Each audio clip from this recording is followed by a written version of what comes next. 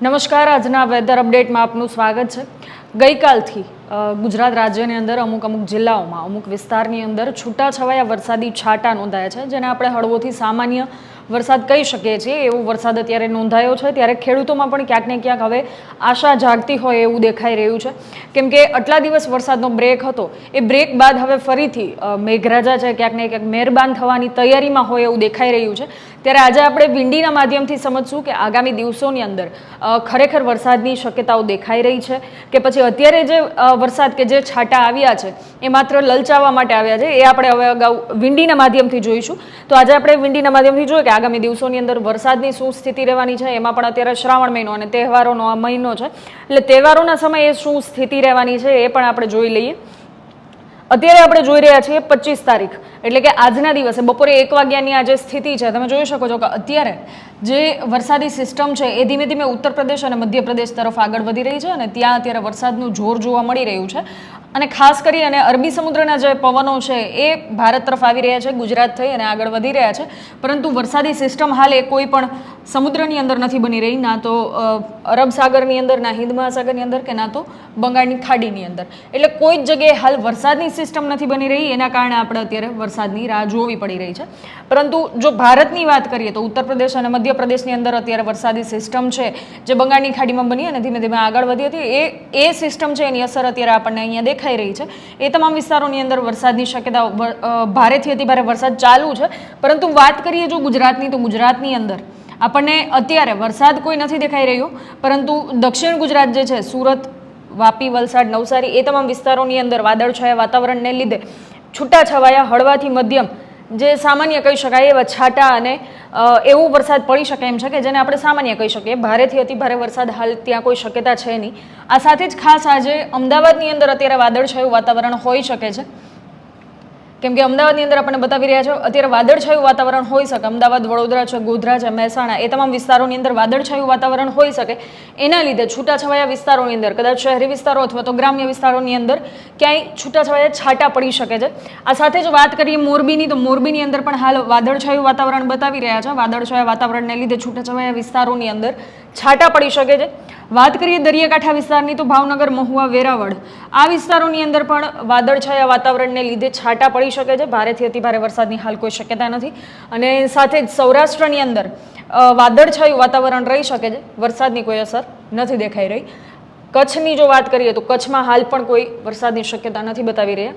ખાસ કરી અને પશ્ચિમ ગુજરાતની વાત કરીએ, જામનગર, પોરબંદર, દ્વારકા, એ વિસ્તારોની અંદર પણ વરસાદ નથી આવી રહ્યો। આપણે અગાઉ પણ વાત કરી હતી, વરસાદ ન આવવાનું કારણ એ છે કે જે અરબી સમુદ્ર તરફના જે પવનો, સૂકા પવનો આવી રહ્યા છે, એ પવનો છે એ ક્યાંક ને ક્યાંક સિસ્ટમને નજીક આવવાથી રોકી રહ્યા છે। એટલે આ પવનો છે એ સૂકા પવનો ભેજને પણ દૂર કરી રહ્યા છે, એના લીધે આ વિસ્તાર જે છે, પશ્ચિમ ગુજરાતનો જે વિસ્તાર છે, એ વિસ્તાર અત્યારે વરસાદથી વંચિત થઈ રહ્યો છે।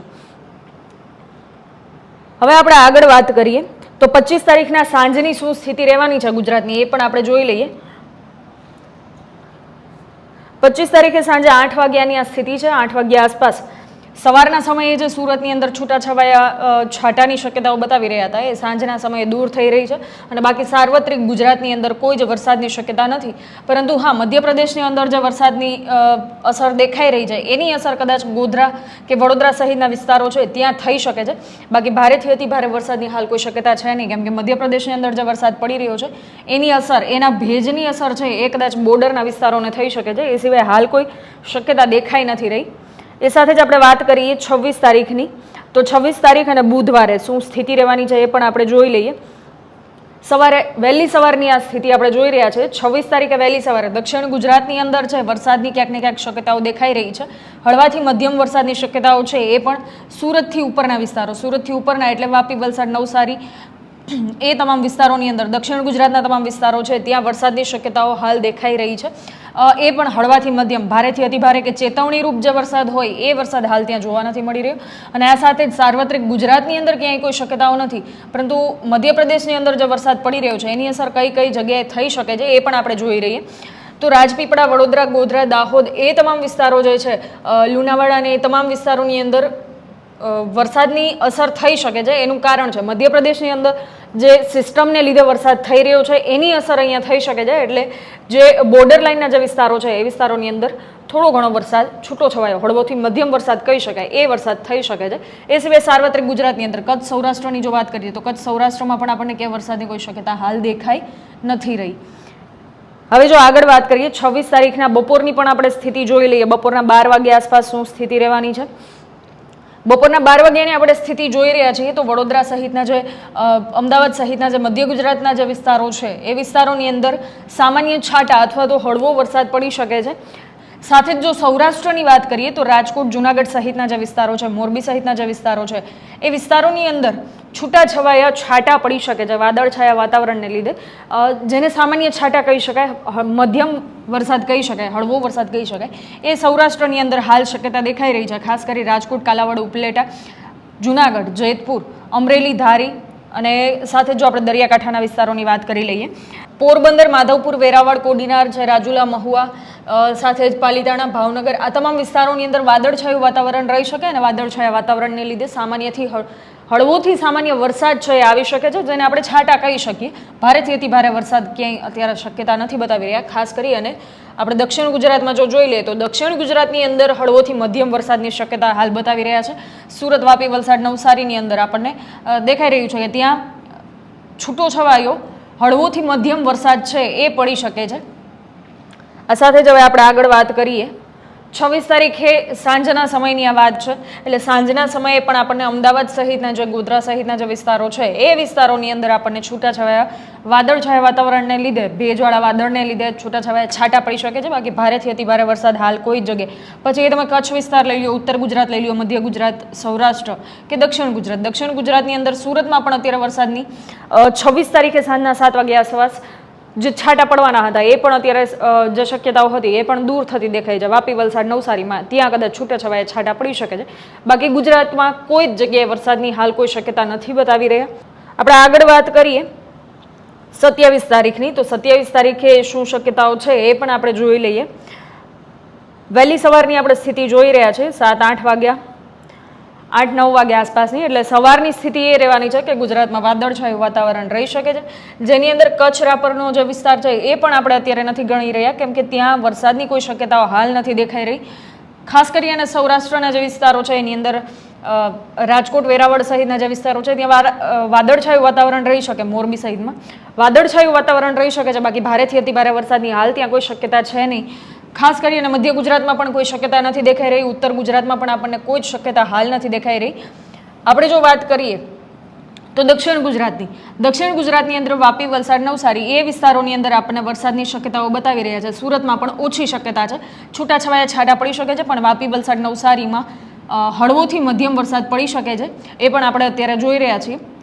27 તારીખે બપોરે 12 વાગ્યા આસપાસની આપણે સ્થિતિ જોઈ રહ્યા છીએ. અમદાવાદ સહિતના જે મધ્ય ગુજરાતના વિસ્તારો છે, સૌરાષ્ટ્રના વિસ્તારો છે એ વિસ્તારોની અંદર, સાથે જ ઉત્તર ગુજરાતના જે વિસ્તારો છે એ વિસ્તારોની અંદર વાદળછાયા વાતાવરણને લીધે છૂટાછવાયા વિસ્તારોમાં, શહેરી કે ગ્રામ્ય વિસ્તારોની અંદર છૂટાછવાયા છાંટા પડી શકે છે, સામાન્ય છાંટા પડી શકે છે, મધ્યમ વરસાદ રહી શકે છે, પણ ભારેથી અતિ ભારે વરસાદની હાલ કોઈ શક્યતા નથી બતાવી રહ્યા. ખાસ કરી અને દક્ષિણ ગુજરાતમાં સુરત સહિતના જે વિસ્તારો છે ત્યાં હળવોથી મધ્યમ વરસાદ પડી શકે છે એવી શક્યતાઓ હાલ બતાવી રહ્યા છે. બાકી કચ્છ સહિતના જે વિસ્તારો છે, કચ્છના વિસ્તારોની અંદર વરસાદની કોઈ શક્યતા હાલ નથી દેખાઈ રહી. આ સાથે જ 27 તારીખે રાતની સ્થિતિ આપણે જોઈ લઈએ કે રાતની સ્થિતિમાં કોઈ વરસાદની શક્યતા આપણને દેખાય છે કે કેમ.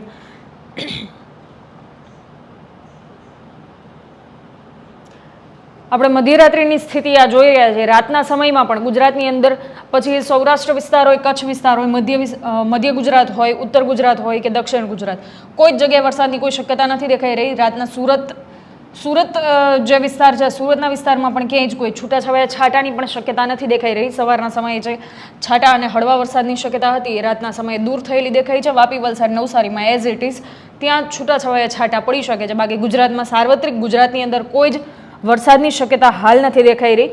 હવે આપણે વાત કરીએ 28 તારીખની. 28 તારીખ અને શુક્રવારે 28 તારીખે સવારના 9 વાગ્યાની આપણે સ્થિતિ જોઈ રહ્યા છીએ. સવારે 9 વાગ્યાની આપણે સ્થિતિ જોઈ રહ્યા છીએ. 28 તારીખે ખાસ કરી અને રક્ષાબંધનનો તહેવાર પણ છે, અને આ તહેવારના દિવસે, રક્ષાબંધનના દિવસે પણ આપણે જોઈ લઈએ કે વરસાદની શું સ્થિતિ રહેવાની છે. તો રક્ષાબંધનના દિવસે સૌરાષ્ટ્રના જે વિસ્તારો છે ત્યાં વાદળછાયા વાતાવરણને લીધે છાંટા પડી શકે છે, પણ ભારેથી અતિ ભારે વરસાદની કોઈ શક્યતા નથી દેખાઈ રહી. દક્ષિણ ગુજરાતની અંદર ખાસ કરી સુરત, વાપી, વલસાડ, નવસારીની અંદર રક્ષાબંધનના દિવસે પણ વરસાદની શક્યતાઓ હળવાથી મધ્યમ વરસાદની શક્યતાઓ દેખાઈ રહી છે. અમુક વિસ્તારોની અંદર છૂટાછવાયા છાંટા પડી શકે છે, અમુક વિસ્તારની અંદર મધ્યમ વરસાદ થઈ શકે છે. આ સાથે જ આપણે રક્ષાબંધનના દિવસે વાત કરીએ જો મધ્ય ગુજરાત અને ઉત્તર ગુજરાતની, તો ઉત્તર ગુજરાત અને મધ્ય ગુજરાતની અંદર પણ વાદળછાયા વાતાવરણને લીધે છૂટાછવાયા છાંટા પડી શકે છે, બાકી વરસાદની કોઈ શક્યતા નથી દેખાઈ રહી. આ સાથે જ કચ્છ વિસ્તારની જો વાત કરીએ તો રક્ષાબંધનના દિવસે કચ્છ વિસ્તારની અંદર પણ વરસાદની કોઈ શક્યતા નથી દેખાડી રહ્યા. અને વાત આવે પશ્ચિમ ગુજરાતની, પશ્ચિમ ગુજરાતની અંદર પણ વરસાદ વાદળછાયું વાતાવરણ રહી શકે, પણ વરસાદની કોઈ જ શક્યતા હાલ નથી બતાવી રહ્યા. તો આમ આપણે આજથી 4 દિવસ સુધીની આ સ્થિતિ જોઈ છે. આથી આગામી 4 દિવસો સુધી હાલ ગુજરાતમાં દક્ષિણ ગુજરાતને બાકાત કરતા ગુજરાતમાં કોઈ જગ્યાએ ભારેથી અતિ ભારે વરસાદની શક્યતાઓ નથી બતાવી રહ્યા.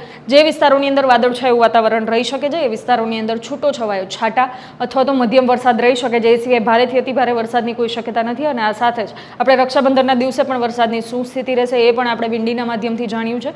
અત્યારે જે માહિતી આપવામાં આવી છે એ હાલની પરિસ્થિતિ પ્રમાણે આપવામાં આવી છે. આગામી દિવસોની અંદર પરિસ્થિતિમાં પણ બદલાવ આવી શકે છે અને વરસાદી માહોલમાં પણ બદલાવ આવી શકે છે. તો એ તમામ આવતા બદલાવ છે એની તમામ અપડેટ્સ છે એ આપના સુધી પહોંચાડતા રહીશું. તો વરસાદને લગતી તમામ અપડેટ્સ માટે જોડાયેલા રહો સ્વરાજ સાથે. ખેડૂત ભાઈઓ છે ખેતરમાં ડ્રોન ઉડાવતા હોય છે ત્યારે આપણે એક પ્રશ્ન સતાવતો હોય છે કે જે આપણે અત્યાર સુધી જીપીએસ ટેકનોલોજી વાળા ડ્રોન વાપર્યા છે, જેથી કરીને મોબાઈલ ટાવર છે અથવા તો હાઈ ટેન્શન લાઈન પસાર થતી હોય, કોઈ વૃક્ષો હોય, ત્યારે જે જીપીએસ ટેકનોલોજી વાળા ડ્રોન છે એમાં ટકરાય અને ટ્રેસ થાય છે. પણ એગ્રીવન લાવ્યું છે જીએનએસએસ ટેકનોલોજી ડ્રોન, જેથી કરીને એ ડ્રોન છે એ કોઈ જગ્યાએ ટકરાય નહીં, પોતાની રીતે જ ડિસિઝન લે છે અને મૂવ થઈ જાય છે. જેથી કરીને જીએનએસએસ ટેકનોલોજી ડ્રોન છે એ વાપરવાનો આગ્રહ રાખો.